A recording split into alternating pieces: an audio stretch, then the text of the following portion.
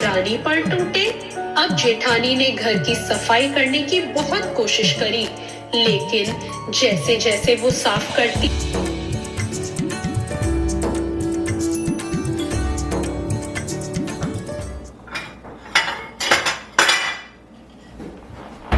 Hello प्यारे दोस्तों, welcome back to the channel. I hope आप सब लोग एकदम अच्छे से होंगे, एकदम सेहतमंद होंगे। Wishing you all a very very happy Sakat Chauth. आज की चौथ ना बहुत बड़ी वाली होती है। हम साल में 2 चौथ का फास्ट करते हैं। एक तो करवा चौथ होती है और एक ये जनवरी में आती है सकट चौथ, जिसमें हम गणेश जी की पूजा करते हैं। और ये फास्ट भी ना बिल्कुल करवा चौथ जैसा होता है। सुबह कथा करने के बाद एक बार चाय ले ली थी। अब मून देख के खाना खाना है, बट इस फास्ट में ना मून दिखता ही नहीं है। कभी कभी तो 11 ऐसे ही बज जाते हैं बैठे बैठे इंतजार करते करते मून का, बट मून के दर्शन ही नहीं होता है। आज मैंने खाने में बनाया है बिल्कुल सिंपल सा आलू और मेथी की सब्जी। साथ में मैंने छोले मॉर्निंग में बनाए थे सबके लंच के लिए, तो वही मैं भी अपना व्रत खोल के खा लूंगी, आलू मेथी की सब्जी और छोले। और मैंने आटा भी लगा के रख दिया, तो बढ़िया से पराठे सेक लेंगे। आज के दिन ना तिल की चीजें खाई जाती हैं। हमारे घर पे तो तिलकुटा बनता था, तिल के लड्डू बनते थे, और मुझे पर्सनली तिलकुटा बहुत पसंद है। बट मेरे घर पे ना तिल के लड्डू मैंने ट्राई किए, तिलकुटा तो कोई भी नहीं खाता, तिल के लड्डू भी किसी को पसंद नहीं आते। तो आज मैंने ये वाले लड्डू बना लिए। ये डेट्स एंड ड्राई फ्रूट्स के लड्डू हैं, बट इसमें मैंने तिल भी डाल दिया, थोड़ा सा शगुन भी हो गया और तिल खाने में अच्छा भी लगता है। ऐसे मिक्स करके तो पता भी नहीं चलेगा बच्चों को। तो ये वाले अभी मैंने शाम को ही बनाए हैं। इसकी कंप्लीट रेसिपी आपको शॉर्ट्स में मिल चुकी होगी, मैंने अपलोड कर दी होगी, लिंक भी कर दूंगी, आप देख लेना।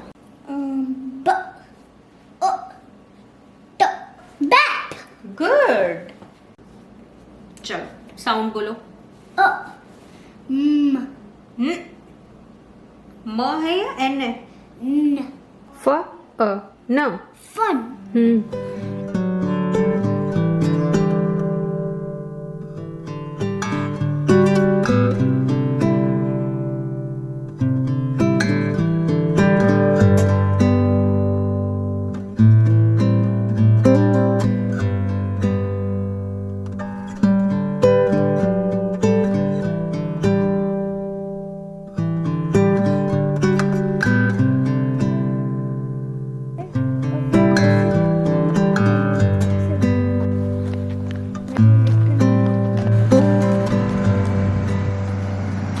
हेलो प्यारे दोस्तों, गुड मॉर्निंग। आज मौसम बहुत अच्छा है।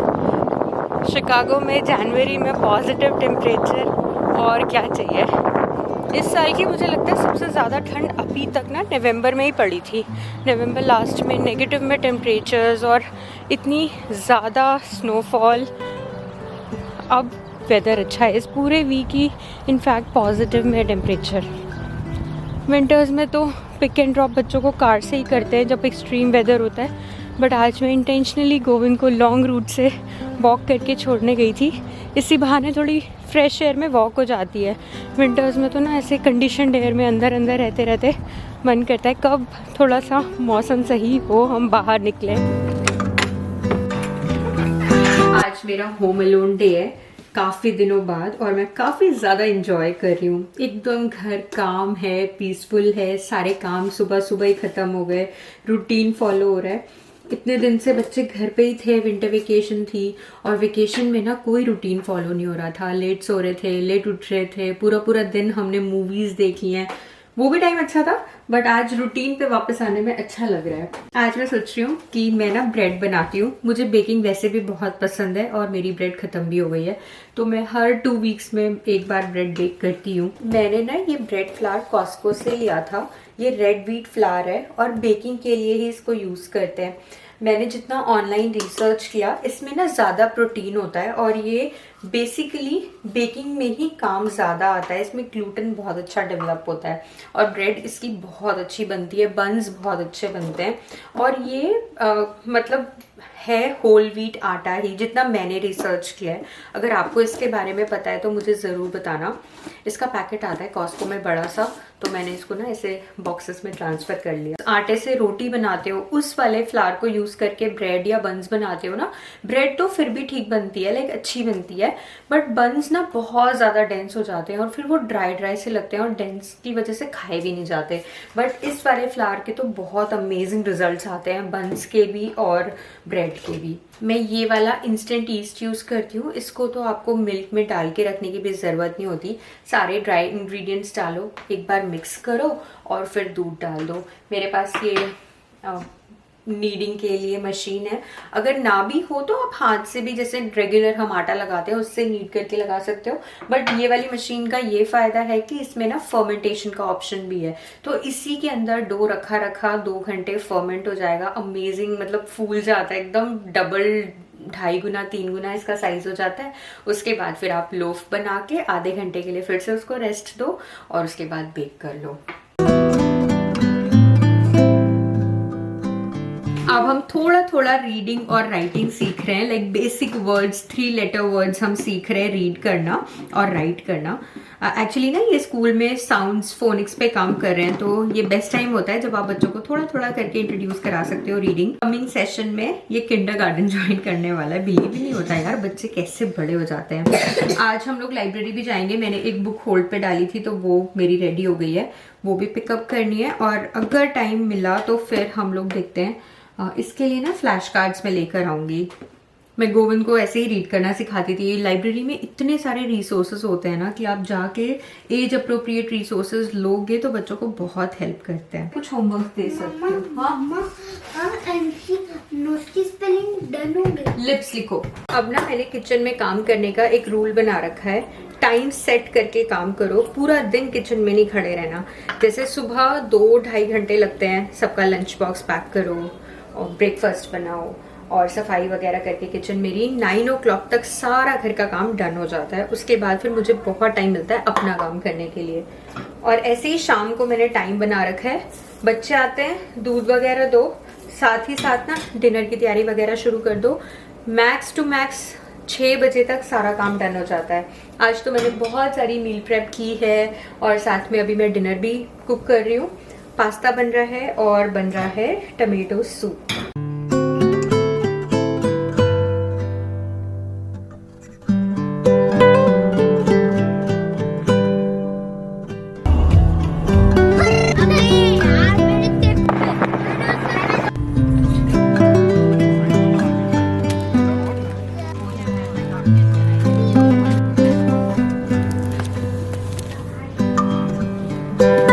गुड मॉर्निंग दोस्तों, मैं जस्ट अभी शावर लेकर आई हूँ। आप लोग मेरा स्किन केयर रूटीन पूछते हो तो आपको दिखाती हूँ मैं। मेरी ना स्किन काफ़ी सेंसिटिव है, मैंने कई बार आपको बताया है। और ना मेरी कॉम्बिनेशन स्किन है, विंटर्स में एकदम ड्राई हो जाती है और समर्स में समहाउ ना एकदम ऑयली सा फील होता है मुझे। मैं ये ला रोश पोज़े का क्लेंजर यूज़ करती हूँ, सालों से यूज़ करती आ रही हूँ। मेरी स्किन पे यही सूट करता है, टारगेट से मैं लेती हूँ।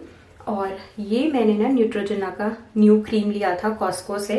वैसे मैं पहले ओले का यूज़ करती थी, बट समर्स में इस पे एक बार डिस्काउंट आया हुआ था तो मैंने 2-3 पैकेट्स इसके ले लिए। अच्छा लगा मुझे, वाटर बेस्ड है, समर्स में तो बहुत अच्छा काम करता है। जैसे ऑयली हो जाती है ना काफ़ी स्किन तो सही काम करता है, बट विंटर्स में समटाइम्स मुझे लगता है लगाने के बाद भी ना स्किन बहुत खिंचा सा फील करती है। और ये है मेरा सनस्क्रीन, ये मैंने अभी जापान से मंगवाया था मेरे भाई से। मुझे बहुत पसंद है, एकदम वाटर बेस्ड है, वाइट कास्ट नहीं होता इसमें। बायोर का है। इसके प्रोडक्ट्स आते हैं इस ब्रांड के, टारगेट पे मैंने कई बार देखा है, नोज स्ट्रिप्स वगैरह, बट ना ये सनस्क्रीन मुझे नहीं मिला।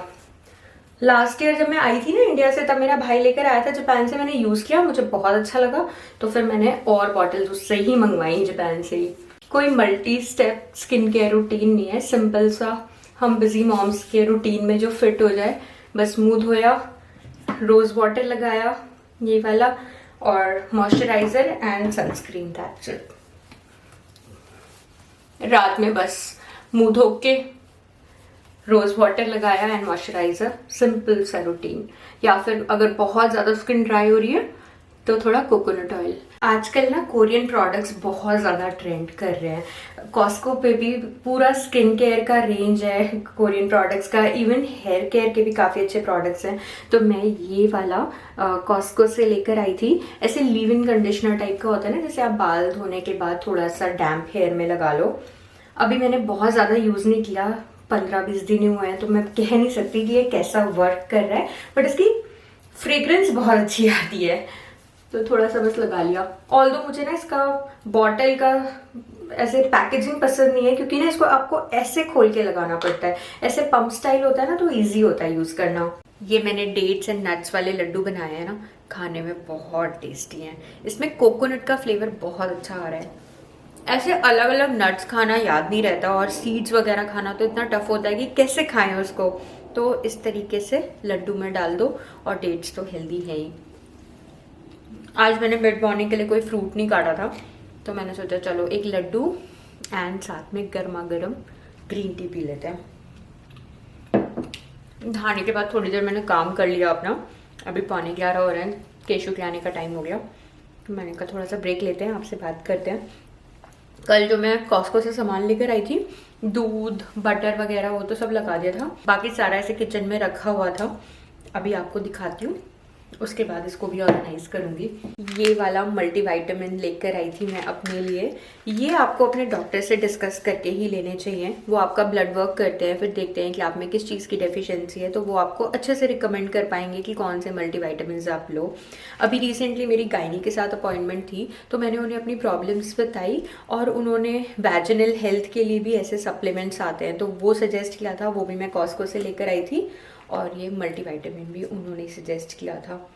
इसमें लिखा है कि ये सपोर्ट करता है heart, brain, I health, bone strength and memory, जिसकी बहुत ज़रूरत पड़ती है। मिड 30s 40s आते आते ना ऐसा लगता है कि कभी कभी तो गजनी बन जाते हैं। कोई मूवी देखी, भूल गए, याद ही नहीं है। तो मेरे साथ तो ऐसा होने लगा है। आप लोग बताना, आपके साथ होता है क्या ऐसा? और ये मैं आपको दिखा रही थी हेयर केयर प्रोडक्ट जो मैंने कॉस्को से लिया था लॉन्ग बैक, लाइक 15-20 दिन पहले, मेड इन कोरिया। इसका एक बॉटल तो मैंने ऊपर रख लिया, एक अभी पैक्ड है। और ये वाली बुक मैं लेने गई थी कल लाइब्रेरी से। एक्चुअली ना मैं ये वाली बुक पढ़ रही थी, और मैं धीरे धीरे पढ़ती हूँ, तो मैंने 47 पेजेस पढ़े थे, बट ये वाली बुक ना हमेशा हाई डिमांड पे रहती है, और इसका रिटर्न का टाइम आ गया था, तो फिर मैंने रिटर्न की और वापस से होल्ड पे डाल के मैंने अभी इशू करवाई है। अब मैं इसे पढ़ूंगी।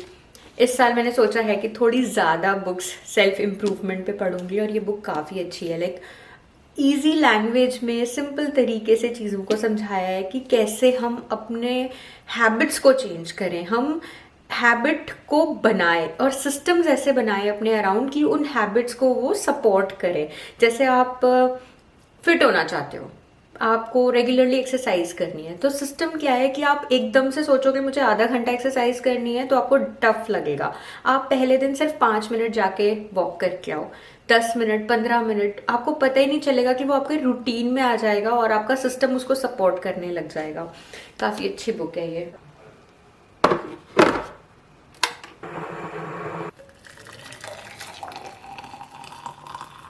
आज का दिन शुरू करते हैं बीटरूट आंवला ड्रिंक के साथ। इसमें अभी मैं लेमन डालूंगी, और जब ये आइस क्यूब मेल्ट हो ही गया, थोड़ा सा और नॉर्मल वाटर डाल के इसको मैं पहले पीऊँगी। और आज ब्रेकफास्ट में क्या बना रही हूँ मैं बनाऊंगी बढ़िया सी इडली। मैंने ना कल ये डोसा बैटर बनाया था अपने इंस्टेंट पॉट में, और बहुत अच्छा ये फर्मेंट हो गया, तो इससे मैं इडली बनाऊंगी। और कल रात में ही सांभर आया था मेरी फ्रेंड के घर से, तो इडली सांभर हो जाएगा ब्रेकफास्ट के लिए। श्री कृष्ण गोविंद हरे मुरारी, हे नाथ नारायण वासुदेव।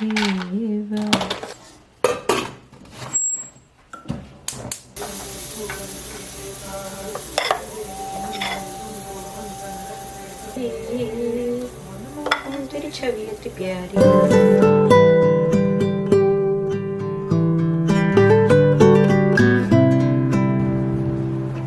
सुबह का सारा काम खत्म। अब मैं आराम से बैठ के आज थोड़ा सा चिल करूँगी, अपनी बुक रीड करूँगी। अभी केशु के आने में ऑलमोस्ट 1.5 घंटा है, तो मेरे पास काफ़ी टाइम है आराम से बैठने के लिए आज। आज ना मौसम बड़ा भीगा भीगा सा हो रखा है, बारिश हो रही है, थोड़ी थोड़ी ऐसे बूंदाबांदी टाइप, कल शाम से ही हो रही है इनफैक्ट। अभी मैं गोविंद को ड्रॉप करके आ रही थी ना, तो मैं आते वक्त ऐसे सोच रही थी कि क्लाउडी वेदर अब मुझे इतना पसंद नहीं है। अब मैं सनशाइन के लिए वेट करती हूँ, लगता है धूप निकले तो एक पॉजिटिविटी आती है।